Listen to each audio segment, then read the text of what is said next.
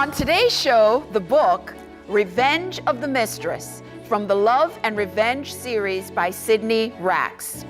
This book is all about money. Yes. A whole bunch of money. A lot of money. A lot of Lies, money. Major lies. illusion, David Copperfield.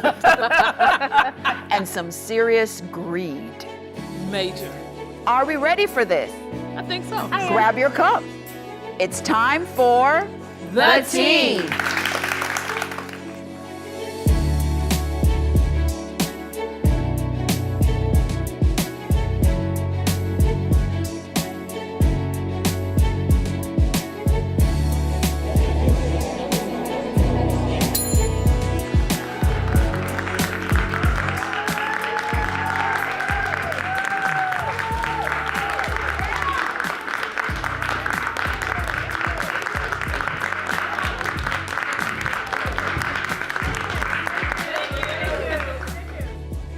This is a very interesting book because I think it touches on some topics that we don't really talk about. So we're going to start kind of at the bottom on this one.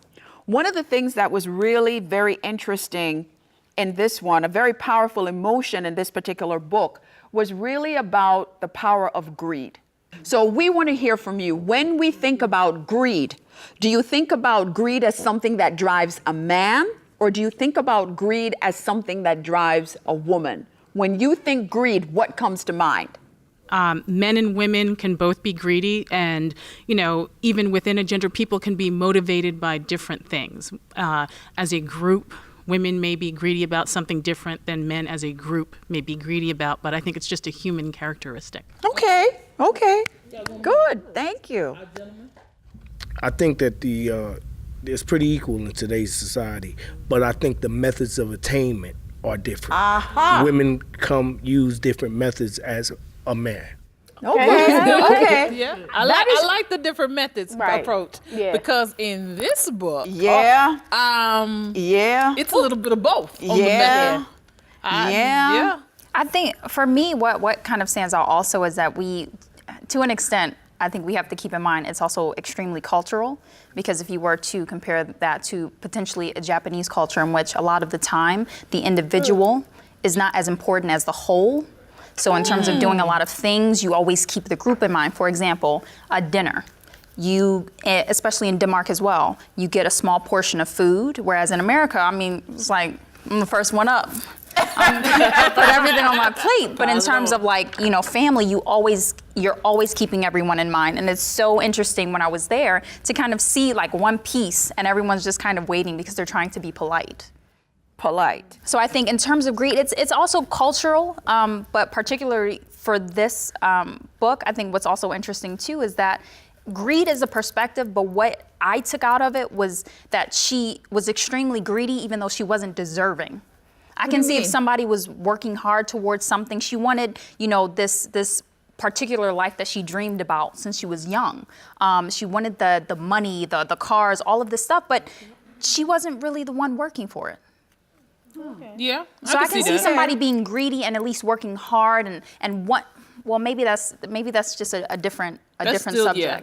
That would definitely be a different perspective on greed. But I think to go back to your original question, usually when we think about greed, we do think about it from a male perspective. And usually when you say greed with women, you think that they're going to use the sexual, their hair, their body, whatever. But bingo! That's the book. That's the book. That's exactly what she did. Isn't that necessarily done to please the other sex? Because a guy and his car or his money and his house, that's just to attain. She's doing it to please him. No, that's her. Right, but that's the point. That's what the revenge is all about. Right. So this is where there are three women and they are bent on using their bodies and their sexual wiles. Like, I couldn't win that with the whole hair thing. I couldn't. Cannot. Really? How am I going to flip this? You can't flip this. There's no flipping. Well, I just think that we should get together soon. There's just different ways to be able to do it. So this is a book where they played off of that. Yeah. And when you read it, you're gonna when I was reading this book, I was like, no. Say what? No. So there's a lot of that. I think it was also too around the issue of, is this an illusion? When you talked about greed being something that is not specific to a male or a female, and also about how it's depicted, how it looks when we talk about the issue of greed. What I would say, you know, one of the characters in here, you're thinking about the character and saying, was she really greedy? Because she came from a lifestyle that she didn't have anything. So her form of attainment, or what it was that she wanted, she found it in someone, but you know, is that to say she was greedy, or she was trying to get out of a situation? So in other words, there's a line between greed and ambition. Right. But I still found Nicole extremely... Greed and ambition? Okay, No, that's an I still interesting found one. Nicole extremely problematic, only because coming from a single parent home and seeing the struggles of my mother made me want to work harder.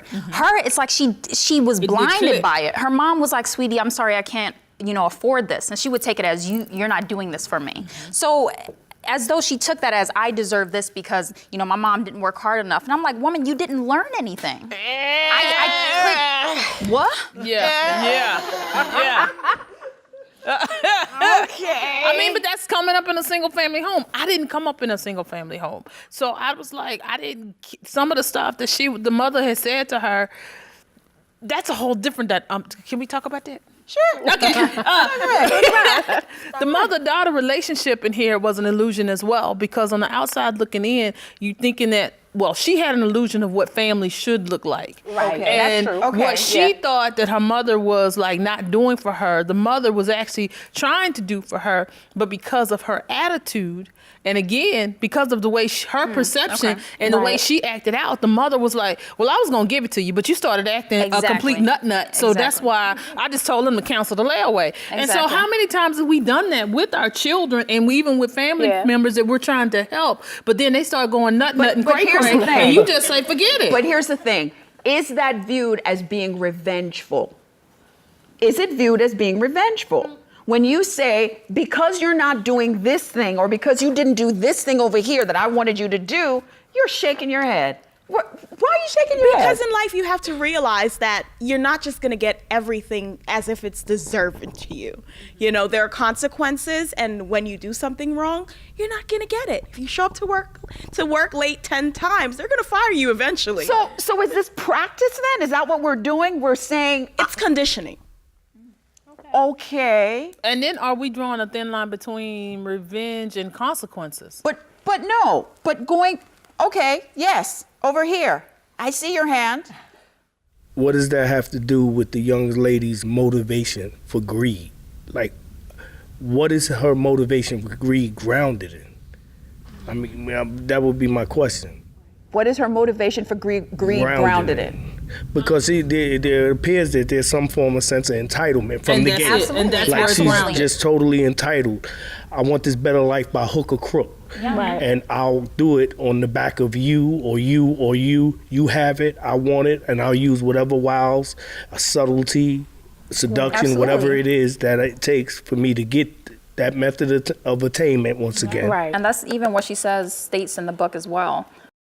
Everything in life is conditional. There are conditions for everything. You do this, you get that. You don't do this, you don't get that. My son, if he doesn't do his homework, he doesn't get to play basketball. That's it. The homework isn't done, guess what? You're not going to practice tomorrow. Conditions for everything. So it wasn't vengeful on the part of the mom. Okay. That's it. If you do this, I can't do this for you unless this happens. Conditions for everything. Right. Okay. And bottom line. So that was great. But people have to be taught that. Yeah. And I think where it became an issue with the character in the book that we read is that she wasn't taught that. The mother and her, there was no communication. That was a difference. So had the mom said, the reason why, then maybe she would have not been, and we're talking about attainment, going by hook or crook, like you stated before, trying to get what she wanted, what she felt was a better life or a better way. But I would What think you felt that she was entitled to. I I would think that you see that by how hard her mother was working. She was stating that, you know, her and her sister were taken care of by her mom. Her mom had multiple jobs. Her mom was doing all of this stuff. How do you not see that when your mom comes home and she's like, I just cannot. She's a kid, a teenager. Yeah, but even when you become of age and you're able to understand that you need to work for yourself. You have to explain it. If you don't explain it, look, if you don't explain, then people are going to come to their own conclusions. That's it. And they're either going to say, I'm going to be just like that, or I'm going to be the total opposite. I'm not going to work that hard when I could just lie down.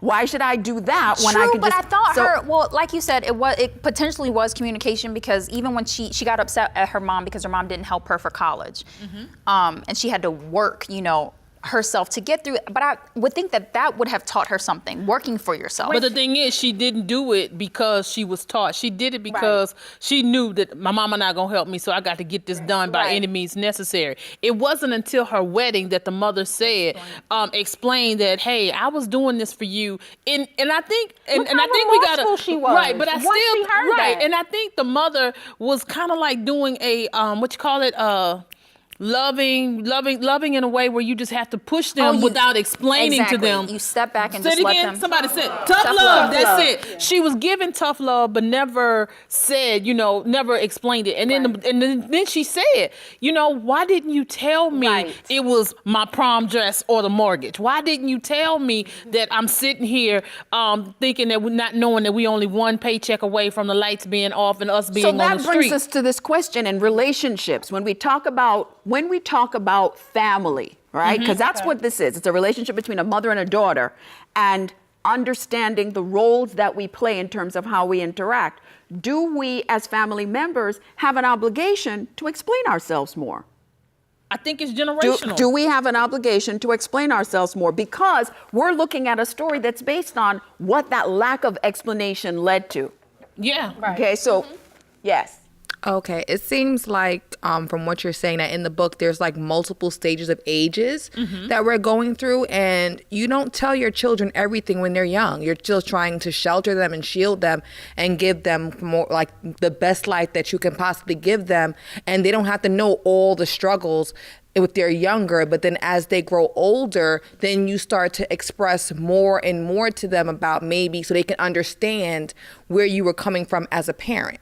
So for that, I would think that maybe when she was younger and she was upset with her mother and maybe having a tantrum, right? You know what I mean? It's because, you know, her mom's not going to tell her everything. Right. It's none of your business. Right. That, you know, that my bills can't be paid. Just be happy that you have the clothes on your back and you're going to school and be as happy as you can be. But then as you become older, and maybe when college came to play, because you said to talk about college, then she'll say, okay, well, my mom can't afford it. And maybe the way her mother was kind of, you know, talking to her, she thought it was out of spite, when more so it's out of circumstance. Exactly. Yeah, exactly. You know, so. And that's where the explanation comes in.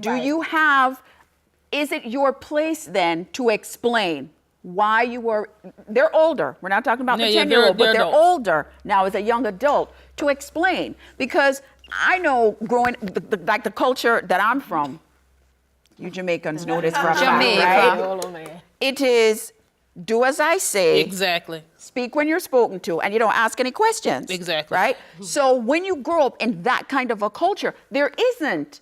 My mom is now 81, and I'm still like, well, can I ask a check? Who are you talking to? So even at that age, I'm like, Mom, I'm 55. I really am 55. Oh, yeah. When you're 55, your mom still treats you like a kid. So it's a matter of, should you explain? But again, like you said, it's cultural, because this book is set where I'm from. This book is set in the South. And in the South, it's the same thing. Do as I say, not as I do. You speak when you're spoken to. And in that generation, you were supposed to learn by what you saw, going back to what you said. With no communication? With no communication, because it's like communication is the new thing. You know, at first you just got a beating and it was just is what it is. You ain't ask no questions. I'm sorry, you ain't asked no questions. You just beat down and it is what it is. Now, but at least you knew why you got a beating. Not all the time. If it was 3 of y'all, you didn't know, because you knew somebody had did something, so everybody gets a beating. I mean, come on. Everybody. And so, but I saw the difference in the generations because I have a brother that's 18 years younger than me. So I saw the difference between the way my mother raised him and the way she raised us, because we didn't get the explanation. We didn't get the time out. We didn't get the, we gonna talk. We got, you better sit down. You don't. Right. If you move, you getting beat down, Right. and move again, you get beat down again. Yeah. Now this is why we're. And you're like, who is that and I'm strange like, who woman? is this woman? Right. What is going on? So, but I think it's generational, and I think that we've evolved. Go ahead. I think a lot of what this comes down to is whether or not, how you see parenting, whether or not a parent is a teacher Right. to empower you to be able to make your own way in the world, or your parent is your, handmaiden. Because frankly, sometimes getting things explained to you can be disempowering, because when you go out in the world in life, everyone's not going to explain. The weather's not going to explain why it's raining when you don't want it to rain. Exactly. And that's something that you have to deal with as well in life. So I think there are, you can get value out of either pattern. It's just, when you're grown up, you have to decide that you're responsible now. And if you're still talking about, what mama did to, explain why you did something unethical, then you're not a grown up. Clearly. And clearly, no. And clearly, Right. drop mic, exit stage left. Exactly. And I think someone else had another statement. Yeah. You and then this gentleman here.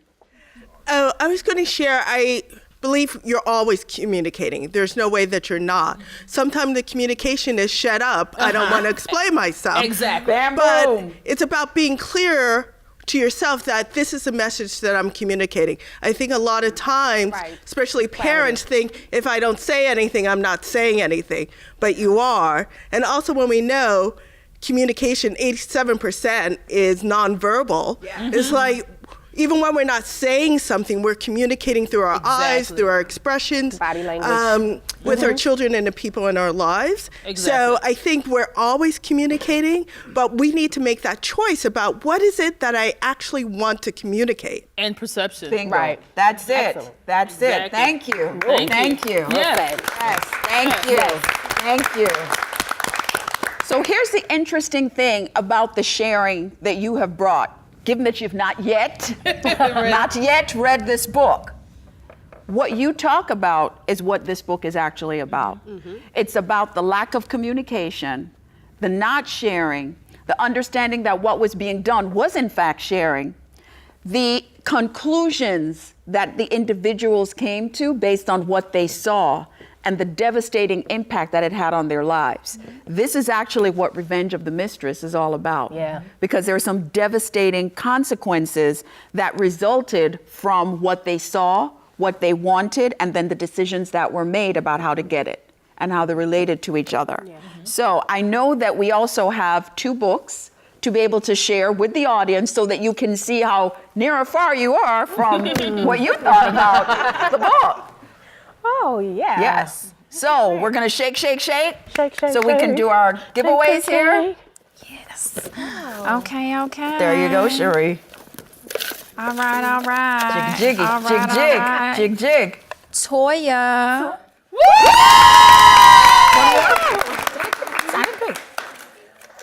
That's a lot of squishing going on. Oh wait, I don't have my glasses. Lord. Anthony Frazier. Congratulations. Yay. Okay, ladies, it's time for us to spill the tea on Revenge of the Mistress. I would have to say this is a must read. Now, it has a lot of twists and turns and suspense. It'll take you on a roller coaster. It's a lot of characters. But once you get it all together, you're gonna be like, ooh, yeah. Yeah. And you're gonna be like, hey, what? Yeah. So yeah, I would have to recommend this book. Cherie. It was okay. It was okay. My perspective is just mainly on the themes and the fact that, as opposed to me having a negative perspective, when I keep an open mind and kind of tie into the themes and things that can kind of tie into my life and what's going on, that's where I make the connection. Okay. Good one. You know I like drama, right? Yeah. Drama. Yes. Read it. I did. I read it twice. You know what? Yes. I like the book. You like the book? A lot. Okay. All right. Drama. Enough said. Drama filled. I didn't say ratchet. It's But good you did. though. It's good. But no. But it actually isn't though. So it no, isn't. but it's not. This is the Right. thing. It's not ratchet. So surprise, surprise. I actually like this one because it represented themes that are real, that we could all connect to. You haven't read it yet, but you will. It's something we could all relate to. So really, Absolutely. for this one, definitely, I raise my cup. Thanks for watching. Subscribe on YouTube, like us on Facebook, and share your comments. Let's keep this conversation going and growing. And remember, who's telling your story? The tea.